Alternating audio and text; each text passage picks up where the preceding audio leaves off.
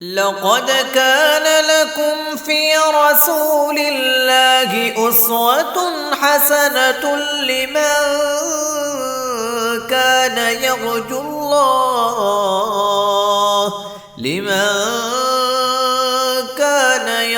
الله واليوم الآخر وذكر الله كثيرا.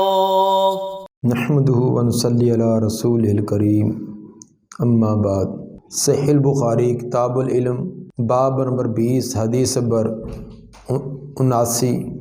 باب فضل من علم وعلم. باب ہے فضیلت اس کی جو علم کو سیکھے اور آگے سکھلائے. گزشتہ باب میں امام بخاری رحمہ اللہ نے علم کے لیے سفر کا ذکر فرمایا تھا، تو اس باب میں علم سیکھنے اور سکھلانے کی فضیلت کا ذکر کیا کہ علم حاصل کرنے کے لیے جو سفر ہے یہ بھی فضیلت کا، مرتبے اور مقام کا اور درجات کی بلندی کا سبب ہے. چنانچہ جو علم کو حاصل کرتا ہے اور آگے دوسروں تک پہنچاتا ہے وہ ایک تمثیلی انداز میں مثال دے کر اس کی فضیلت ثابت کی ہے. قال حدثنا محمد بن العلا قال حدثنا حماد بن ابی حدثنا حماد بن اسامہ عن برید بن عبداللہ عن ابی بردہ عن ابی موسیٰ عن النبی صلی اللہ علیہ وسلم قال مثل ما بعثنی اللہ بہ من الہدی والعلم. نبی صلی اللہ علیہ وآلہ وسلم نے فرمایا، مثال اس کی جو اللہ نے مجھے دے کر بھیجا ہے ہدایت اور علم. جو اللہ نے مجھے ہدایت اور علم دے کر بھیجا ہے اس کی مثال کمثل الغیث الکثیر، زیادہ مقدار میں بارش کی طرح ہے، گھنی اور زیادہ مقدار میں بارش کی طرح. اصاب ارضن، جو بارش زمین کے کسی حصہ میں پہنچتی ہے، پہنچنے کے بعد اب زمین کے تین قسمیں ہوتی ہیں. بارش تو ایک ہی ہوتی ہے لیکن آگے زمین کی صلاحیتیں مختلف ہونے کی وجہ سے اس کے نتائج مختلف ہوتے ہیں. فکان منہا نقیۃ قابلۃ الماء، بس اس زمین میں سے ایک ٹکڑا تو وہ ہوتا ہے، ایک حصہ وہ ہوتا ہے جو پانی کو قبول کرتا ہے. فَأَنبَتَتِ الْكَلَى وَالْعُشْبَ الْكَثِيرَ، پس اگاتا ہے گھاس اور سبزہ بہت زیادہ. زمین کا ایک اچھا عمدہ زرخیز علاقہ وہ ہوتا ہے جو بارش کے پانی کو قبول کرتا ہے، جذب کرتا ہے، اور اس کے نتیجہ میں سبزہ، گھاس، طرح طرح کی جڑی بوٹیاں اور نباتات اگاتا ہے. وَكَانَتْ مِنْهَا اِخَاذَاتٌ، اور اس زمین کے ٹکڑوں میں سے ایک سخت ہوتا ہے. اخاذات، یہ اخاذاتن کی جمع سخت زمین جس کے اندر پانی جذب نہ ہو. امسکت الماء، جو پانی کو اپنے اوپر روک لیتا ہے، پانی زمین کے اندر جذب نہیں، اس کے تہہ کے اوپر ٹھہر جاتا ہے.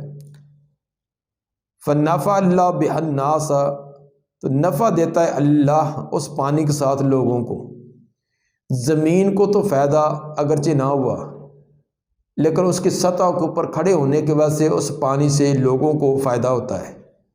فشاربوا وسقوا وزرعوا، پس وہ پیتے ہیں لوگ اور اپنے مویشیوں کو، جانوروں کو پلاتے ہیں. وزرعوا، اور کاشت بھی کرتے ہیں، اپنے زمین کو بھی دیتے ہیں. ایک زمین کا ٹکڑا وہ جو انتہائی سخت ہے، پانی کو جذب نہیں کیا، پانی اس کی تہہ کے اوپر ٹھہر گیا. البتہ لوگوں کو فائدہ ہوا، لوگ خود بھی پینے کے لیے استعمال کرتے ہیں، اپنے مال مویشیوں کو بھی پلاتے ہیں، اپنی فصلوں کو، اپنی زمینوں کو بھی اس سے سیراب کرتے ہیں. وَأَصَابَ مِنْهَا طَائِفَةً أُخْرَى، اور وہ بارش کا پانی پہنچتا ہے ایک اور زمین کے حصے کو، ٹکڑے کو. زمین کا ایک اور حصہ بھی ہوتا ہے. انما یقیان، جو ایک صاف میدان کی طرح ہے. لا تمسک ماء، جس کے اوپر سطح کے اوپر بھی پانی نہیں رکتا۔ کی آن یہ کا ان کی جمع، جس طرح کے پتھر کی چٹان ہوتی ہے جس کے اوپر پانی گزر جائے ٹھہرے نہ۔ وَأَصَابَ مِنْهَا طَائِفَةً أُخْرَى، پانی ایک اور زمین کے ٹکڑے کو پہنچتا ہے۔ انما ہی قیعان، جو کہ صاف میدان ہوتا ہے، لا تمسک ماء، جو پانی کو اپنے اوپر نہیں روکتا، ولا تنبت کالا، اور نہ کوئی گھاس اگاتا ہے، نہ اس میں سے کوئی گھاس اگے، نہ کوئی جڑی بوٹی، نہ کوئی نباتات، نہ کچھ اور۔ فذالک مثل من فقہ فی دین اللہ، بس یہی تمثیل ہے، یہی مثال ہے جو اللہ کے دین کا اندر فقاہت اور سمجھداری حاصل کر لیتا ہے۔ وَنَفَعَهُ مَا بَعَثَنِيَ اللَّهُ بِهِ، پس نفع حاصل کرتا ہے اس کے ساتھ جو اللہ نے اس کو دیا ہے، جو اللہ نے مجھے دے کر بھیجا، اس سے وہ نفع حاصل کرتا ہے۔ فعالم وعلم، خود بھی سیکھتا ہے، وہ آگے لوگوں کو بھی سکھلاتا ہے۔ جو اللہ کے دین میں سمجھ بوجھ حاصل کرتا ہے، جو دین اللہ نے مجھے دے کر بھیجا، اس کو خود بھی سیکھتا ہے اور آگے بھی سکھلاتا ہے۔ وَمَثَلُ مَن لَّمْ يَرْفَعْ بِذَلِكَ، اور مثال اس آدمی کی بھی جو نہیں اٹھاتا اس کے ساتھ رأساً اپنا سر، جو اس علم کی طرف اپنا سر ہی نہیں اٹھاتا، اس کی طرف توجہ ہی نہیں کرتا۔ وَلَمْ يَقْبُلْ هُدَى اللَّهِ الَّذِي أُرْسِلْتُ بِهِ، اور نہیں قبول کرتا اللہ کی ہدایت جو اللہ نے مجھے دے کر بھیجا ہے۔ جو اللہ نے ہدایت، رشد و ہدایت مجھے دے کر بھیجی ہے، اس کی طرف وہ توجہ ہی نہیں کرتا، کبھی اس نے خیال ہی نہیں کیا، کبھی ذہن کے اندر اس کے حاصل کرنے کا اس کا کہ ذوق اور شوق ہی پیدا نہ ہوا۔ یہ ایک تمثیل اور مثال کے انداز کے اندر آپ نے بہت پیاری سی مثال سمجھائی۔ بارش یقیناً مفید چیز ہے، فائدہ مند ہے، لیکن بارش کو قبول کرنے والی زمین وہ مختلف ہوتی ہے۔ بات وہ ہوتی ہے کہ جو کچرا اور گند اور غلاظت کا ڈھیر ہوتا ہے، اس کے اوپر بارش ہوتی ہے تو وہاں اور بدبو اور تعفن پیدا ہوتی ہے۔ ایک زمین ہوتی ہے جو بارش کے پانی کو قبول کرتی ہے، اس میں سے طرح طرح کی نباتات اگتی ہیں۔ اللہ کی طرف سے آنے والا دین، اللہ کی طرف سے آنے والا قرآن، پیغمبر کی تعلیمات، یہ بھی انتہائی خوبصورت اور مفید بارش کی طرح ہے، جن کے دل پہلے ہی کفریات سے، شرک سے، دین کے ساتھ عداوت سے بھرے ہوتے ہیں، تو وہ دین کی بات سن کر اور اگلتے ہیں، ان کے دلوں کے اندر اور نفرت اور بدعتیں ہیں۔ جس طرح کہ مشرکین اور کافرین کا حال تھا کہ نبی کی ہر بات سن کر، ہر آنے والی وحی کو سن کر پہلے سے بھی زیادہ دین کی مخالفت کے اندر وہ کمر بستہ ہو جاتے ہیں، اور جیسے جیسے قرآن کا نزول ہوتا گیا، بڑھتا گیا، ان کی مخالفت و عداوت بڑھتی گئی، اور کچھ انتہائی زرخیز زمین، عمدہ زمین والے ہوتی ہیں، جیسے وقفے سے بارش ہوتی جاتی ہے، اس کے اندر طرح طرح کی صلاحیتیں اور خوبیاں بڑھتی جاتی ہیں۔ جس طرح کہ صحابہ کرام تھے، دیندار لوگ ہیں، وہ دین کی بات سنتے ہیں، قرآن کی بات سنتے ہیں، ان کے دل اور باغ ہوتے جاتے ہیں، بڑھتے جاتے ہیں، نیکی کی طرف ذوق کرتے جاتے ہیں۔ تو گویا کہ جو زمین ہے اس کی ابتدا دو قسمیں بن گئی، ایک تو قابل انتفاع جو نفع کو حاصل کرنے کے قابل ہوتی ہے، دوسری ناقابل انتفاع جو نفع حاصل کرنے کے قابل نہیں۔ جو قابل نہیں ہے اس کی تو مثال پہلے دے دی، انتہائی نکمی اور بیکار زمین۔ جو قابل انتفاع ہے پھر اس کی بھی آگے دو قسمیں بیان کی۔ جو زمین نفع کے قابل ہوتی ہے، ایک وہ جس میں صرف بارش کا اس کو ذاتی فائدہ تو ہوا، مثلا اس کے اندر جو گرمائش تھی، حدت تھی، شدت تھی، بارش کی وجہ سے وہ ختم ہو گئی ہے، لیکن اس کے اندر پانی جذب نہیں ہوا، نہ پانی اندر گیا، نہ اس کے اندر جو کچھ صلاحیتیں ثمرات نکلے ہیں، صرف پانی اس کے سطح پر رہا۔ البتہ لوگوں نے اس پانی سے فائدہ حاصل کر لیا۔ اور ایک زمین وہ ہوتی ہے جو بارش کے پانی سے پوری کی پوری متاثر ہوتی ہے، پانی کو جذب کرتی ہے، اور اس کے اندر جو چھپی ہوئی صلاحیتیں ہیں نباتات کی شکل میں، سبزیوں کی شکل میں، پھلوں کی شکل میں، یہ اللہ تعالیٰ وافر مقدار میں اگاتا ہے۔ یہ علم بھی ایسے ہے، جنہوں نے قبول نہیں کیا وہ تو کچرے کا ڈھیر، ان کی تو بات ہی چھوڑیں۔ جنہوں نے قبول کر لیا ان میں سے بھی ایک تو وہ ہوتے ہیں جو صرف عبارتوں کو، آیات کو، احادیث کو انہوں نے رٹا لگا کر حفظ کر لیا، یا بات کو آگے پہنچا دیا، خود اس کے گہرائی کے اندر نہیں گئے۔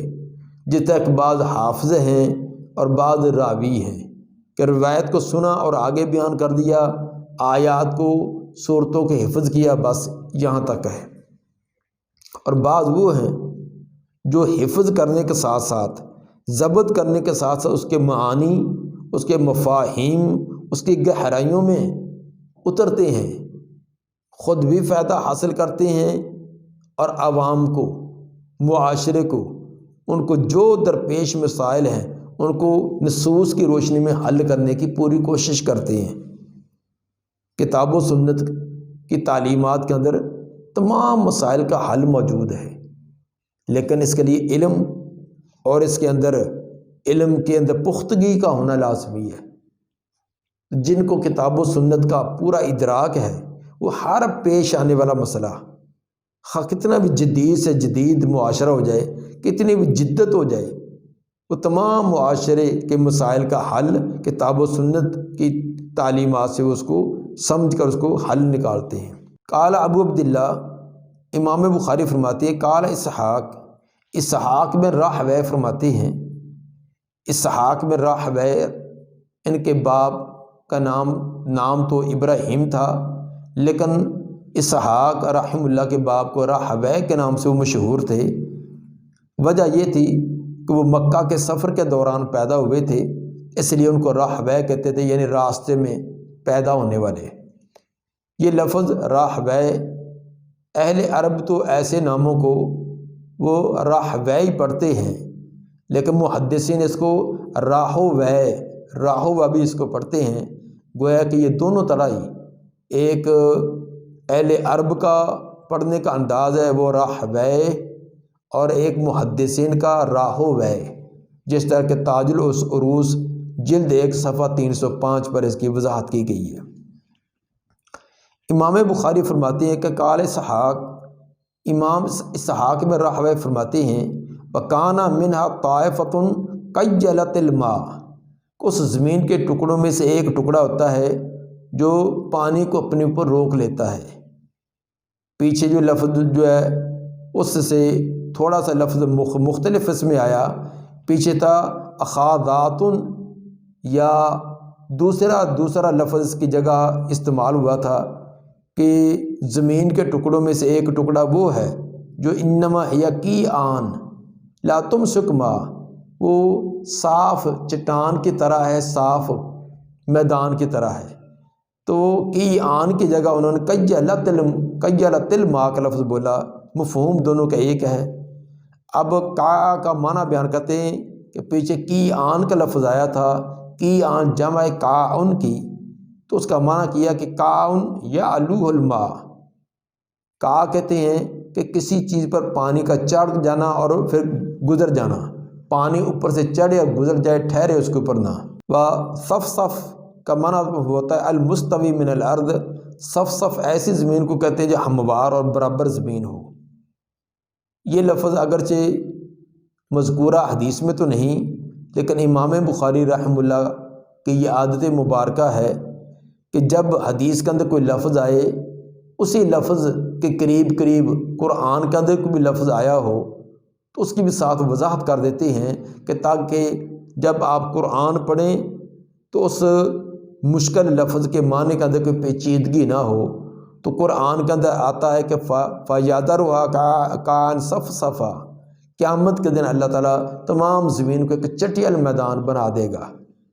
تو وہاں کان کا لفظ ہے، ساتھ صفن کا ہے، تو کان کا معنی تو بتلا دیا، اس کا معنی ہے کہ یا الوہ الماء، لیکن ساتھ ہی اس کے ایک لفظ آیا تھا صفصفا، اس کا بھی معنی بتلا دیا کہ اس کا معنی ہے المستوی من الارض، برابر زمین۔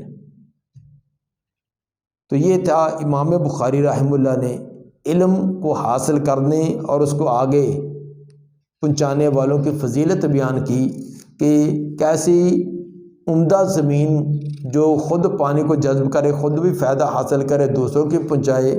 تو ہمیں ایسی زمین بننا چاہیے کہ خود بھی علم کو حاصل کریں اور اب دنیا والوں کو بھی اس کا فائدہ پہنچائیں۔ باب نمبر 21، باب رفع العلم و ظہور الجہل، باب علم کا اٹھ جانا اور جہالت کا ظاہر ہو جانا، جہالت کا عام ہو جانا۔ یہ بھی گزشتہ باب ہی کی صراحت اور وضاحت ہے کہ جب علم کے حاصل کرنے کی فضیلت اور اس کو آگے ابلاغ کرنے کی فضیلت ہے، اس کے اندر کوئی غفلت اور سستی وہ برداشت نہیں ہے۔ اس علم کا اندر سستی اور غفلت یہ گویا کہ قیامت کی علامات میں سے ہے۔ تو جو اسے غفلت کر کے قیامت کے علامات بنے گا تو کتنا بد نصیبے والا ہوگا کہ جو قیامت کے علامات میں سے ایک علامت بنے۔ اس لیے ہر ایک کو اپنی وسعت کے مطابق اس علم کو حاصل کرنے کی کوشش کرنی چاہیے۔ وقال ربیہ، امام ربیہ فرماتے ہیں، ربیہ سمرا ربیہ بن ابی عبد الرحمن الفقی المدنی، جو ربیہ الرائی کے نام سے مشہور ہیں۔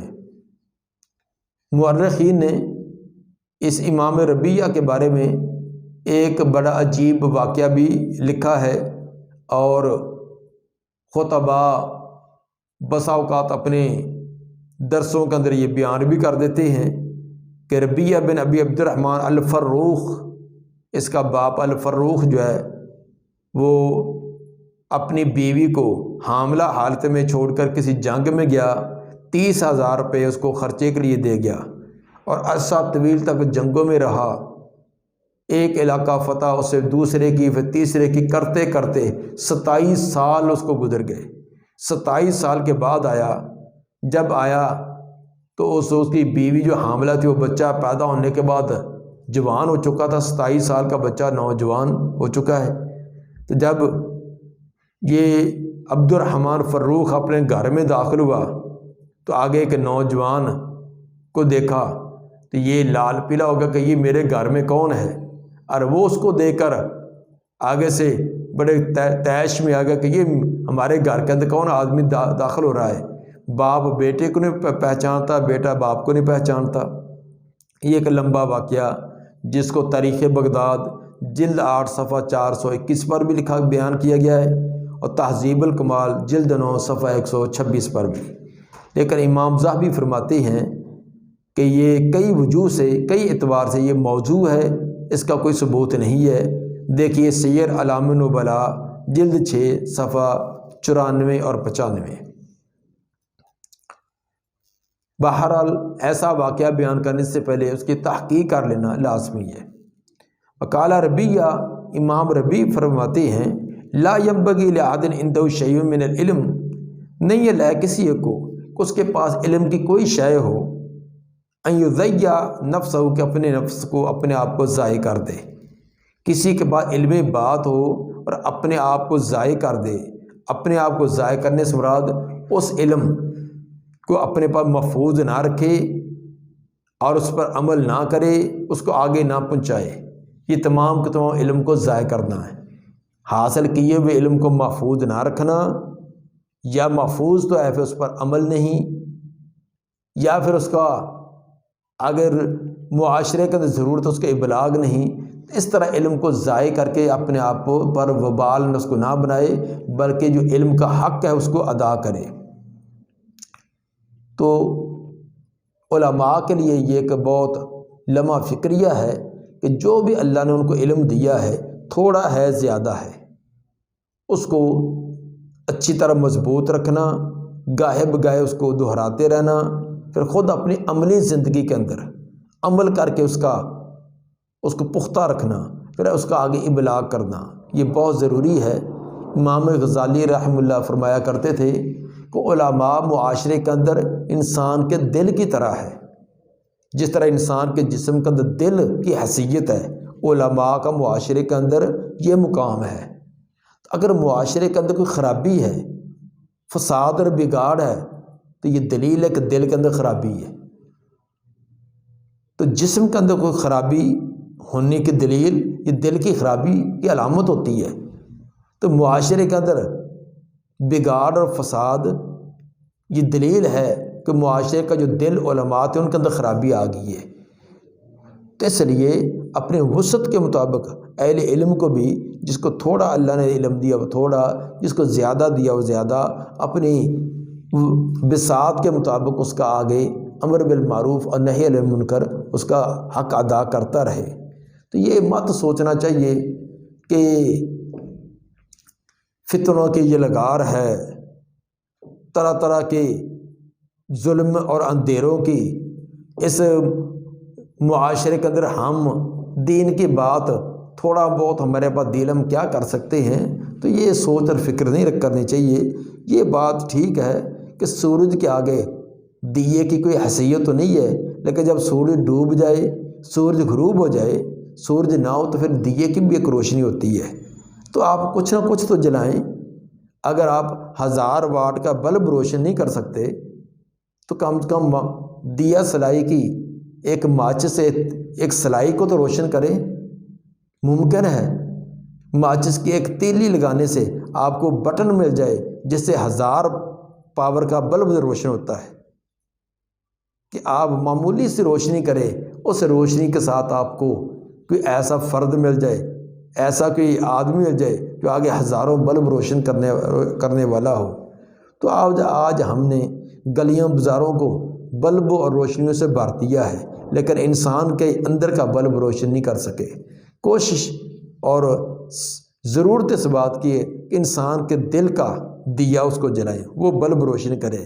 گلیوں اور بازاروں کے اندر اتنے بلب روشن کر دیے کہ لوگوں کو راستہ نظر آئے، لیکن یہ ہدایت کا راستہ دکھلانے کی اس کی لائٹ کا بھی کوئی اہتمام کرنا چاہیے۔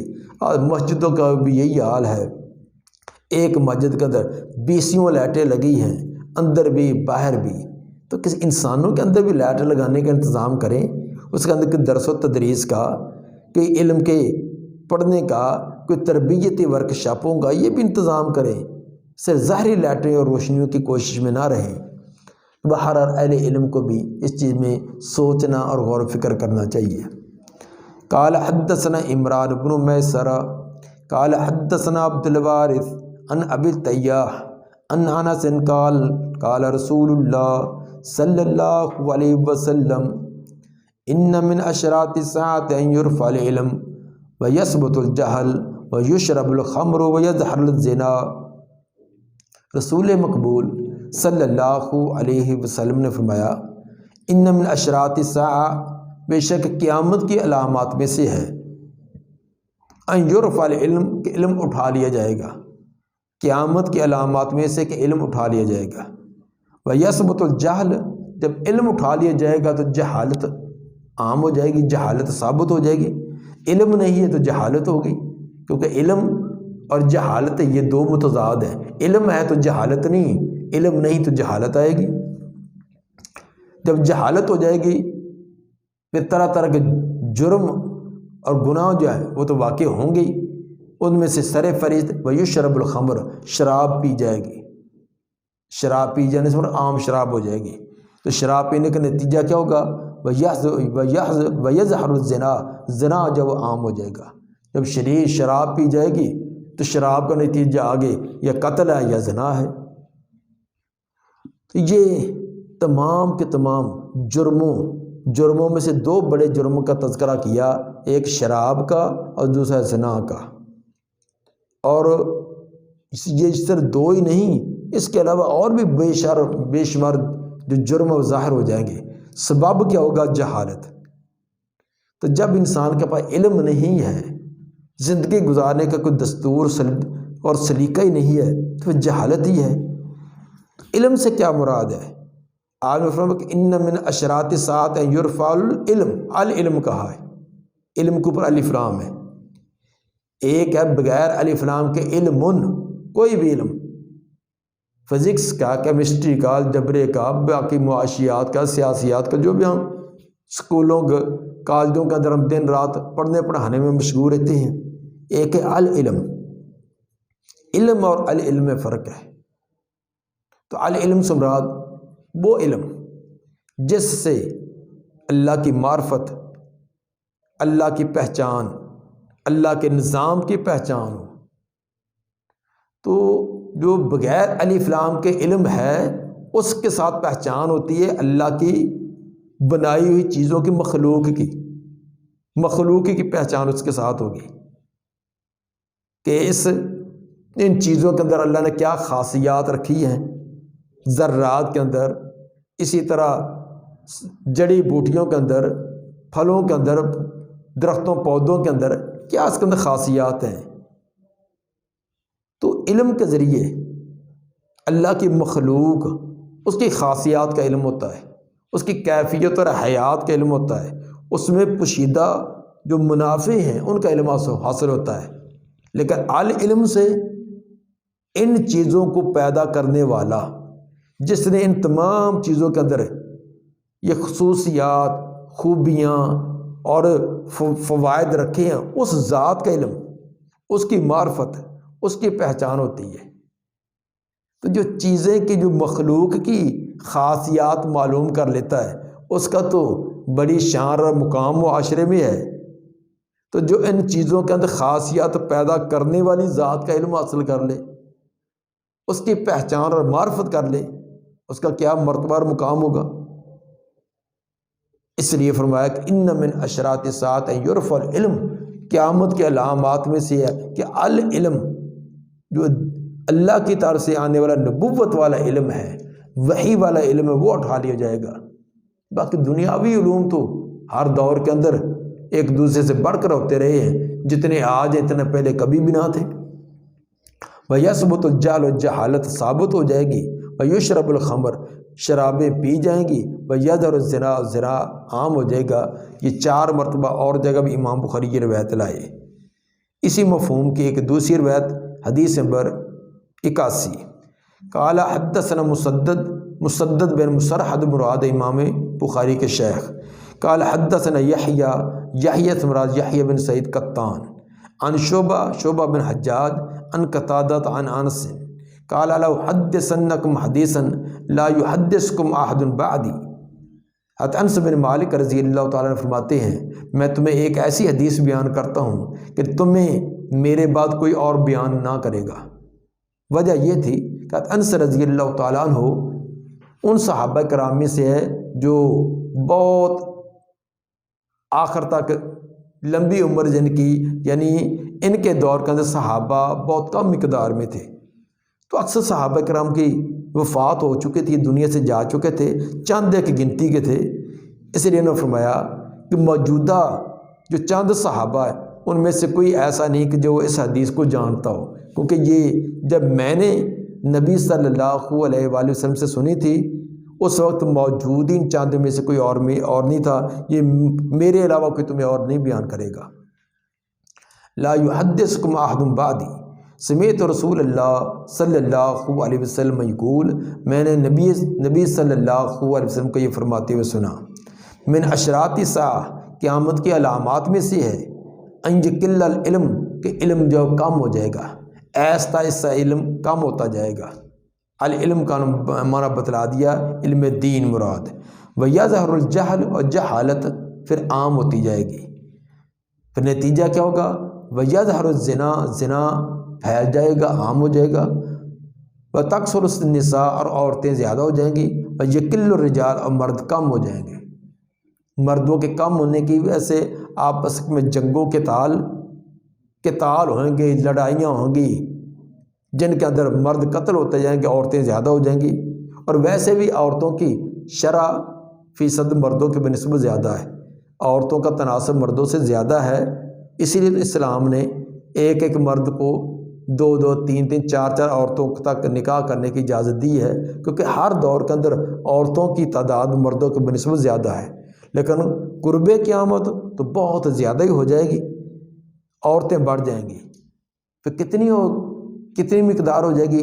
حتیٰ یکون ل50 امراۃً القیم الواحد، یہاں تک کہ 50 عورتوں پر ایک نگران ہوگا، نگرانی کرنے والا ایک ہوگا۔